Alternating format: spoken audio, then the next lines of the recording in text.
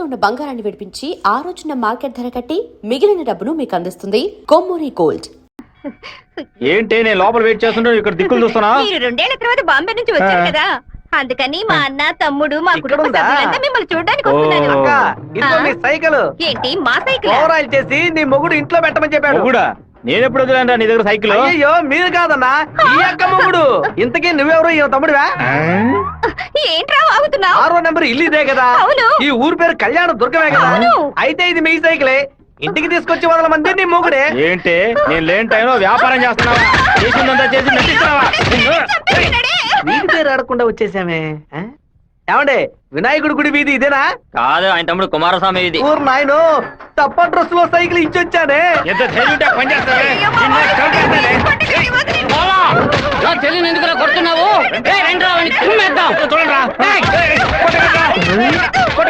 అయ్యయ్యో, మన బంధువులు పక్కన దొరుకుతారా?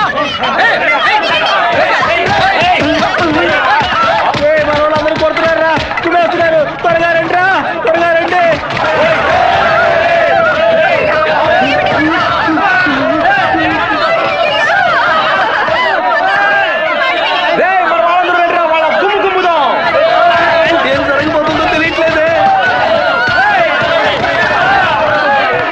ఎంతో పెద్ద యాక్సిడెంట్ అయిపోయింది. మీ కుటుంబంలో ఏ సమస్య లేదు కదా?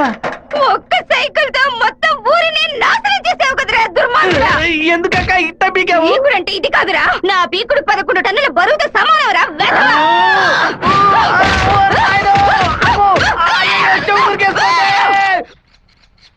వాడిని మన జిల్లాలో లేపేయకూడదు. కడప దగ్గర లారీని ఏర్పాటు చేయండి. వాడు వేస్తున్న బండిని గుద్ది ముక్కలు ముక్కలు చేయండి. ఏ గ్రూప్ చేస్తుంది? నంద్యాల వెంకట్రావు గ్రూప్ అన్న. పని పూర్తి అయితే ఒక ఏరియా ఇస్తానని చెప్పు. సంపాదించుకోలేనా? చెప్పయ్యా. విషయం ఏమిటో తెలియదు, ఇక్కడ చాలా హడావుడిగా ఉంది. అయ్యగారు బెదవాడ వెళ్ళటం వీడికి తెలిసింది అనుకుంటాను. నాన్న వెళ్ళే తీరాలా? క్యాన్సిల్ చేయలేవా? ఇన్విటేషన్ లో చీఫ్ గెస్ట్ గా నాన్న పేరు వేశారు, ఖచ్చితంగా వెళ్ళే తీరాలి. ఏంటి విషయం? ఏం లేదన్నా, మంత్రి ఏదో ప్లాన్ చేస్తున్నట్టున్నాడు. మీరు కార్లో వెళ్ళదు, ట్రైన్ లో వెళ్ళండి. బెజవాడికి ట్రైన్? సరే అలాగే.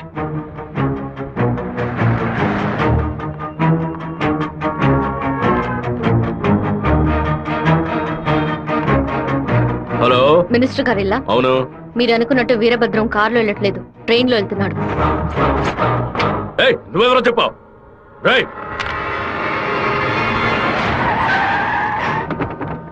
నాన్న రాత్రి మీటింగ్ అవగానే వెంటనే బయలుదేరదు, రేపు ఉదయం బయలుదేరండి. నేను అయ్యప్ప రైస్ మిల్ ఓనర్ తో మాట్లాడాను, వాళ్ళ ఇంట్లోనే మీరు ఉండొచ్చు. వీరభద్రం ట్రైన్ లోనే వెళ్తున్నాడన్నా. అయితే మనం వాళ్ళని వేముల స్టేషన్ లో ఎక్కమనం. కడపలో వాడు దిగిన వెంటనే జనాల్లో కలిసిపోయి గత్తిని వేషం పూసి కొచ్చేయ మనం. మనసు ఎందుకు అదోలా ఉందిరా, మనం కూడా ట్రైన్ లో వెళ్దాం. కనీసం 20 నుంచి 25 పోట్లైన వాడి మీద పడాలి. ఆంధ్రాలో జరిగిన మర్డర్ లో ఇదే భయంకరమైన మర్డర్ గా ఉండాలి. హలో, నేను నాన్నతో బెజవాడ వెళ్తున్నాను, రేపు ఉదయం వస్తాను. అది చెప్పడానికి ఫోన్ చేశాను.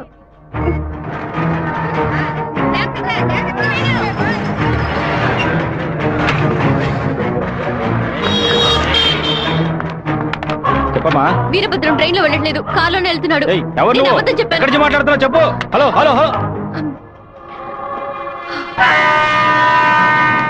రే శివ, వాళ్ళు రాజశేఖర మనుషులు రా. ఎక్కండి రా. నువ్వు వెళ్ళి వాళ్ళు ఏ కోచ్లో ఎక్కుతున్నారో చూడు. నాన్న ట్రైన్ లో వెళ్తున్న విషయం వాళ్ళకెలా తెలిసింది? నువ్వు వెళ్ళి చివరి కోచ్ ముందు కోచ్లో ఉండు. ఇటువైపు ఎవరు వచ్చినా నాకు వెంటనే. వీరభద్ర ఏ కోచ్లో ఉన్నాడో వెళ్ళి చూసిరా. వెళ్ళనా?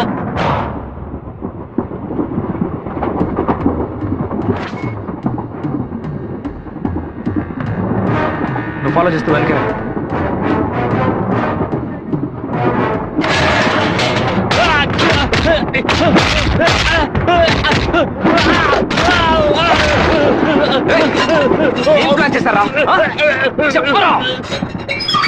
కడప స్టేషన్ లో ఏదో ప్లాన్ చేసినట్టున్నారా?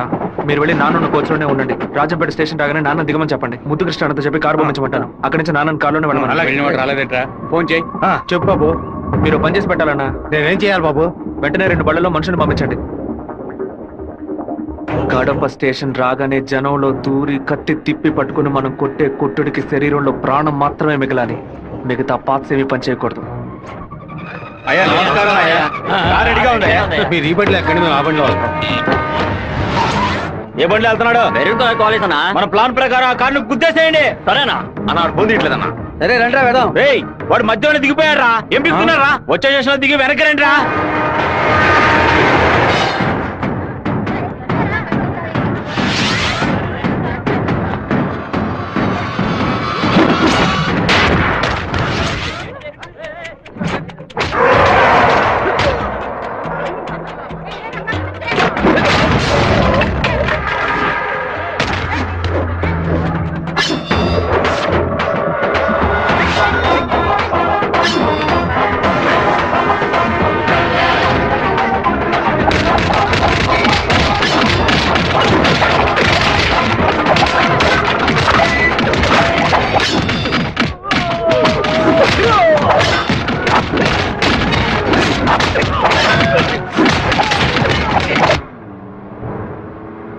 రే నువ్వు రెడీగా ఉన్నావా? నేను రెడీగా ఉన్నాను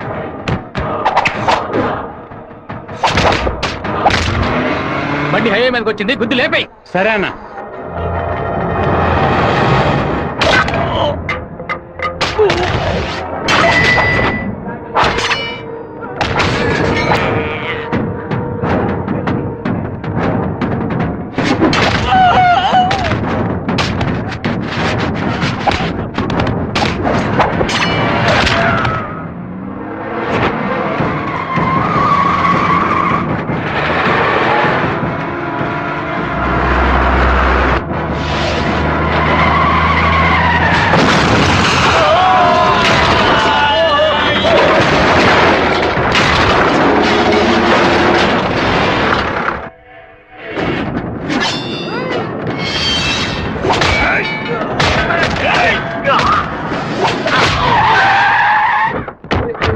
అయ్యో గుద్దేసి ఆకుండా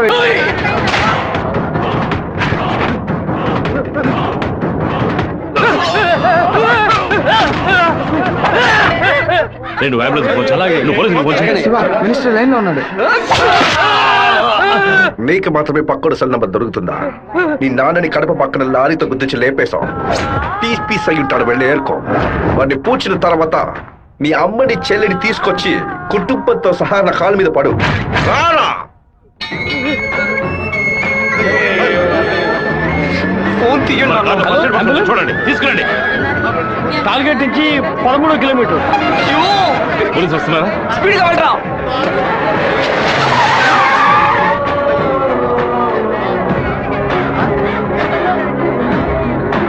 కొంచెం అటువైపు పట్టండి. నార్త్ ఇండియా నుంచి యాత్రకు వచ్చినట్టున్నారు. లారీ వాడు గుద్దేసిపోయాడు. డ్రైవర్ మందు కొట్టేసి తోలుతున్నట్టున్నాడు. ఆపకుండా పోతూనే ఉన్నాడు. తెలియ గుద్దలేదు నాన్న, తెలిసే గుద్దారు.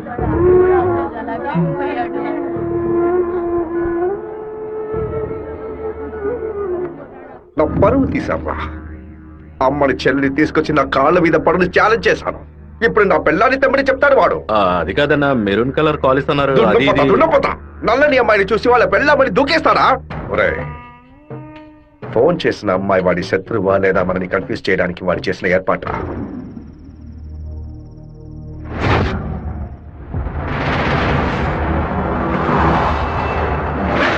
త్వరగా వాడిని క్లోజ్ చేయాలన్నా. కరెక్ట్ బాబు. హైదరాబాద్ నుంచి కార్లోనే వచ్చాడు, మళ్ళీ కార్లోనే వెళ్తాడు. వెళ్ళేటప్పుడు కర్నూలు పైనుంచే వెళ్ళాలి. వాడి బ్యాడ్ టైం.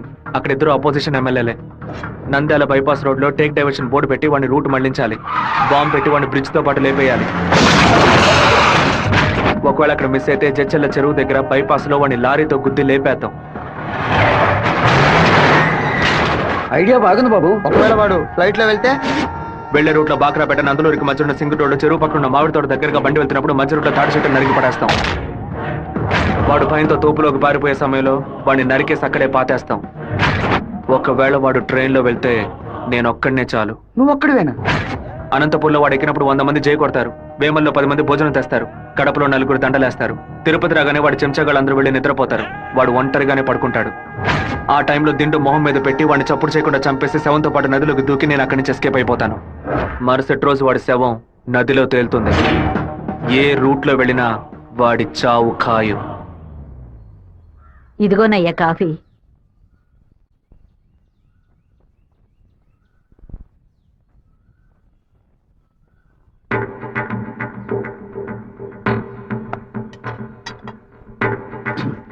రే సుబ్బారావు, సుబ్బారావు! ఏమైందయ్యా? నేను 2 ముక్కలు తాగాను. సరే. నువ్వే కంగారు పడకు. రే సుందరం, బండి తీరా. అమ్మగారికి ఎవరికి చెప్పకండి ఏంటి? జాగ్రత్తగా ఎక్కండి అయ్యా. రేయ్, ఇంట్లో వాళ్ళని ఏది తినొద్దు చెప్పు, అర్థమైందా? గుండె గబగబా కొట్టుకుంటుంది. త్వరగా ఈ కాఫీ డాక్టర్కి ఇచ్చి ఇందులో ఏం కలిపారో కనుక్కోమని చెప్పు. డాక్టర్, మా అయ్యగారిని ఎలాగైనా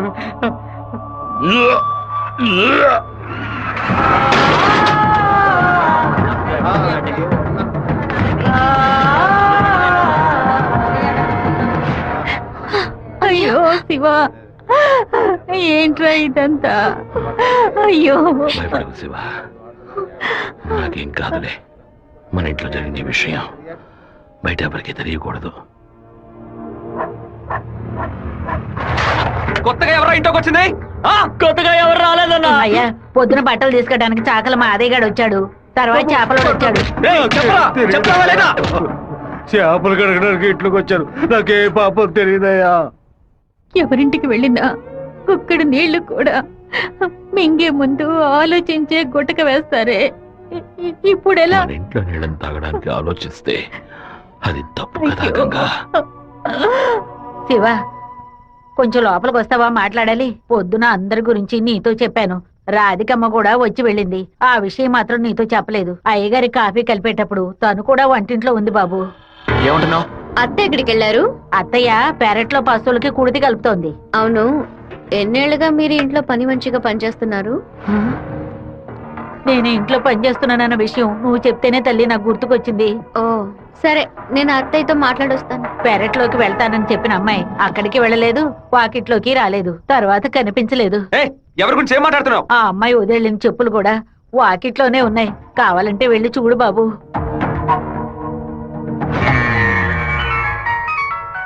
బాబు, చిన్న విషయం.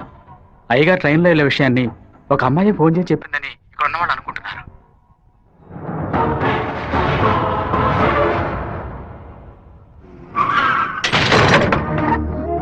ఏంటిది? వేసుకుని వచ్చిన చెప్పుల్ని మర్చిపోయి వెళ్ళేంత తొందర ఏంటి నీకు? నువ్వు మా ఇంటి వంటింట్లోకి వచ్చింది పాప ఆ ముసలిదాని మనసుని బాధ పెట్టడానికా, లేక మా నాన్న తాగే కాఫీలో విషయం కలపడానికా?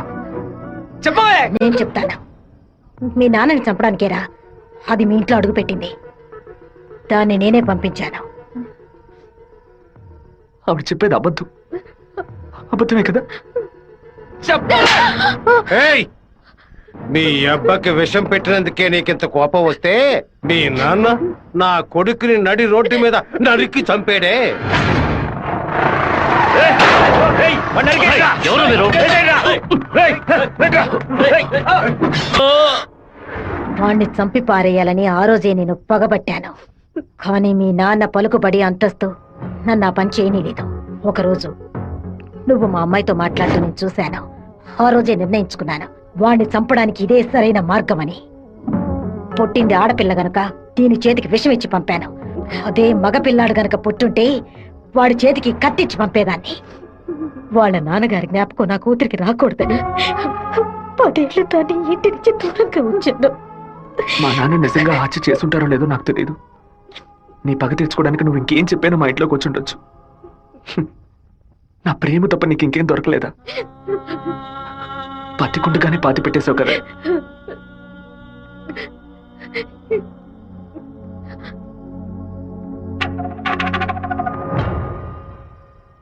మీరు మాట్లాడుకున్నదంతా నేను వింటూనే ఉన్నాను. నీ భర్త చావుకి నేను కారణం కాదమ్మా. నీ భర్త ఆశపడే ఎలక్షన్లో నించోలేదమ్మా. మన జాతి ఓట్లని విడదీయాలని రూలింగ్ పార్టీ వాళ్ళ దగ్గర 10 లక్షల రూపాయలు లంచగా తీసుకున్నావే, నీకు సిగ్గులేదు? నేను డబ్బు తీసుకున్నట్టు మీకు ఇంకా నిజాన్ని కప్పిపుచ్చాలని చూడకు. మర్యాదగా నామినేషన్ వాపస్ తీసుకో, లేదా నీ మొండెమే మిగులుతుంది. నువ్వు మాణిక్యాన్ని లేపే. ఏమన్నావు అన్నా? అప్పుడే ఆ నింద వీరభద్రం మీద పడుతుంది. ఓట్లు రూటు మారుతాయి. నేను ఈ హత్యని చెయ్యలేదని ఈ ఊరే నమ్ముతోంది. నువ్వు మాత్రం ఎందుకు నమ్మట్లేదు? నా కొడుకు నీ కూతుర్ని ప్రేమిస్తున్నానని తెలియగానే వెంటనే వచ్చి నీతో చెప్పాలనుకున్నాను. కానీ నీకు తెలిసే తన మా ఇంటికి వచ్చిందని చెప్పింది. అందుకనే నిజమంతా నీకు తెలుసనుకున్నానమ్మా. ఎవరో చెప్పిన మాట నమ్మి పాపం తన మనసులో ద్వేషాన్ని నాటి ఇప్పుడు ఇలా తలదించుకునేలా చేశావే. పెళ్లి చేసుకుని చల్లగా ఉండాల్సిన పిల్ల తన జీవితాన్ని నాశనం చేశావే.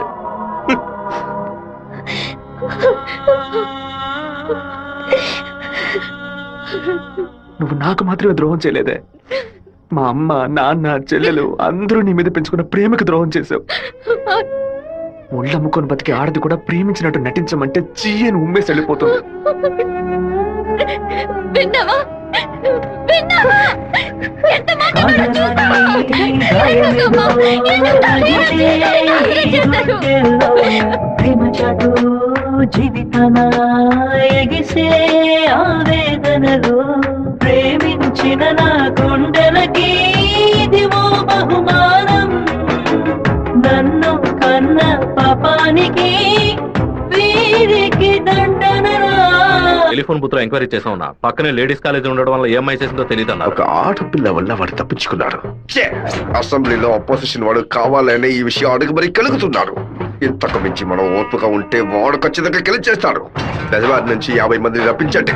ఎవరు ఎదురు చూడే సమయంలో వాడి ఇంట్లోకి దూరి వీరభద్రాన్ని ఆడి కొడుకని లేపేయమనండి. ఊరోళ్ళు ఎవరైనా అడ్డొస్తే పెద్ద చిన్నాడు చూడకుండా అడ్డగా నడకమని చెప్పు. అన్నా ఇలా ఓపెన్ గా అన్ని చేస్తే మీ మీద అందరూ డౌట్ పడతారన్నా. మన వాళ్ళని పక్క నుండి ఉసిగొల్పమనం. రాత్రి సరిగా 10:30కి ఈబీ వాళ్ళతో చెప్పి పులివెందుల్లో కరెంట్ కట్ చేయమనం. ఆ టైంలో ఎవరు ఫోన్ చేసినా చుట్టుపక్కల ఏ పోలీస్ స్టేషన్ లో ఫోన్ తీయకూడదు. ఆ కొత్త డ్రైవర్కి చెమట్లు పట్టాయంట్రా. వీరభద్ర మీద ప్రేమతోనా? వాడు ఏ ఊరోడో ఎవడు ఇక్కడ పంపించాడో పంపిన వారికి వీరభద్రుడికి సంబంధం ఏంటో ఎంక్వైరీ చేయి.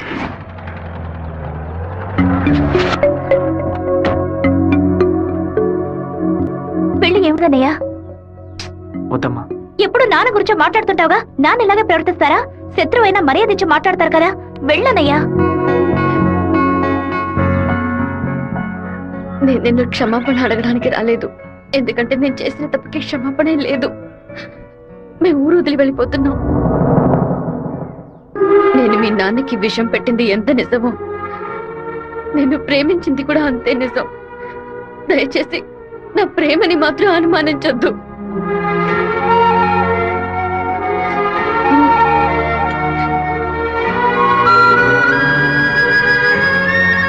బావా నీతో మాట్లాడాలరా. ఏదో అమ్మ మాట విని తెలియక తప్పు చేసిందిరా, క్షమించేవాడేరా మనిషి. నువ్వేంట్రా? మా ఇల్లు నాకు గుడి లాంటిదిరా. మా అమ్మ నాన్న దేవుడురా. ఆయన్ని చంపనుండి ప్రయత్నించిన అమ్మాయిని ఎలా క్షమించమంటావు? నాకు అర్థమైందిరా. నీ దగ్గరికి మొదటిసారి అమ్మాయి వచ్చినప్పుడు నిన్ను ప్రేమిస్తున్నాననే అమ్మాయి చెప్పింది, పెళ్లి చేసుకుంటాననే కదా చెప్పింది. హత్య చేయడానికి వచ్చిన వాళ్ళు అలా అంటారా? నీ మనసులో అమ్మాయి లేదని నాకు ప్రమాణం చేసి చెప్పు. ఉందిరా, తను నా మనసులోనే ఉంది. కానీ ఇప్పుడు వచ్చి వెళ్ళింది నేను ప్రేమించిన రాధిక కాదు. బాబు శివ, నేను చెప్తే నువ్వు వింటావా? వెళ్ళి అమ్మాయిని తీసుకురా. నా తల నరుకుతానన్న వాడి తలని నరికి తీరుతానన్న పట్టుదలతో ఉన్నావు కదా. వాళ్ళ నాన్న చంపిన వాడి మీద అమ్మాయి కోపం ఉండదా? ఈ సీమలో పుట్టినటువంటి ప్రతి అమ్మాయికి ఆ పౌరుషం రోషం ఉండడం సహజమే.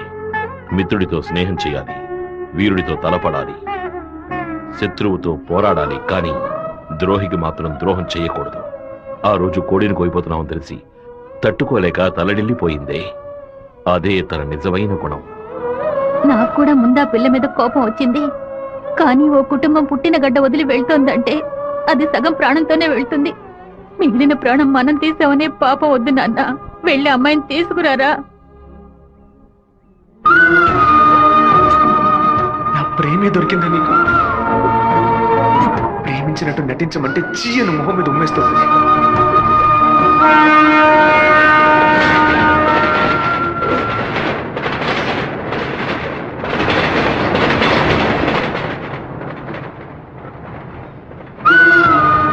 రా, ఇంటికి వెళ్దాం. నాన్న తీసుకురమ్మన్నారు, రా ఇంటికి వెళ్దాం. ఏంటి ఎప్పుడు చూసినా తప్పు నిర్ణయాలు తీసుకున్నా. ఇందుకే నన్ను ఇలా చంపుతున్నావు. నువ్వు లేకుండా నేను బతకలేనే.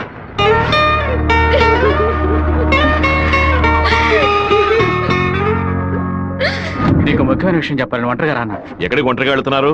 మాణిక్యం రమ్మని చెప్పాడు. కూడా ఎవరైనా తీసుకెళ్ళండి. ఎవరైనా తీసుకెళ్దామంటే భయపడుతున్నాడు. ఒంటరిగానే వెళ్ళొస్తా. వద్దొద్దు సుబ్బారావు, అయ్యా అన్నతోటి వెళ్ళు. సరేనే. 2 కత్తులు తీసుకెళ్ళు. ఇవ్వు. నువ్వు లోపలే దాక్కుని చూడు. బెజవాడ పెద్ద దగ్గర ఎంక్వైరీ చేశాను. ఆ డ్రైవర్ ని పంపించింది మురళీ ట్రావెల్స్ గోవిందరాజు. వాడికి వీరభద్రానికి పెద్ద లింక్ ఉందన్నా. పెట్రోల్ బంక్ వెళ్ళాడనా? వెళ్ళే సాకుతో మన ప్లాన్ ని లీక్ చేస్తాడో ఏమో, వెళ్ళి వేస్తాడ్రా. అన్నా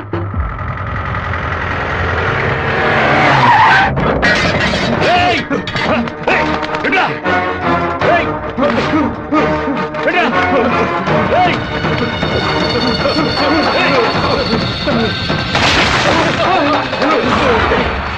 జీతం తీసుకునేది మా గారి దగ్గర, పనిచేసేది వీరభద్రానిక.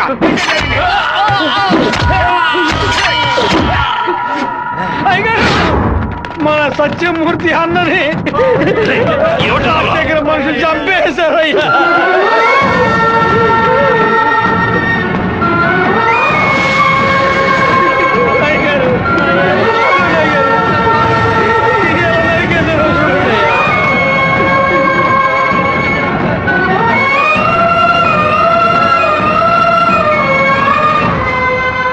నేను దిగి నరికేసి ఉండేవాడినయ్యా. కానీ ఒకవేళ నాకు ఏదైనా జరిగితే ఆ కబురు మీకు అందకుండా పోతుందని నోరు మూసుకుని ఉండిపోయినయ్యా. కరెంటు కట్ చేస్తారట, ఫోన్ చేస్తే పోలీసులు రారట. పదవిలో ఉన్నామన్న పొగరు. సరే, అందరూ ఇళ్లకు వెళ్ళండి. మీ పెళ్ళాం పిల్లల్ని జాగ్రత్తగా చూసుకుని ఇంట్లోనే ఉండండి. మమ్మల్ని అందరినీ ఇంటికి వెళ్ళి జాగ్రత్తగా ఉండమని చెప్పి మీరు ఒక్కరే వాడితో పోరాడతారా? మిమ్మల్ని ఇక్కడ ఒంటరిగా వదిలేసి మేము మా పిల్లలను వాటేసుకుని పడుకుంటాం అనుకున్నారా? ఇన్నేళ్ళు మా అందరి కోసం మీరు ఎంత కష్టపడారో తెలుసాయి గారు. ఈ రోజు మీకు సమస్య వస్తే మేము ఎలా ఊరుకుంటాం అనుకున్నారు? మేమేం చేతగాని వాళ్ళం కాదు. ఒకడు మీ ఇంట్లోకి దూరి మీ మీద చెయ్యేశాడంటే అదంతా మేము చచ్చాకే జరుగుతుందయ్యా. శివ, సత్యమూర్తి అన్న ఇంటికి పోలీసులు ఎంక్వైరీకి వచ్చారంట. ఎంతమంది వచ్చినా సరే ఒక్కళ్ళు కూడా వదిలిపెట్టాం, నరికి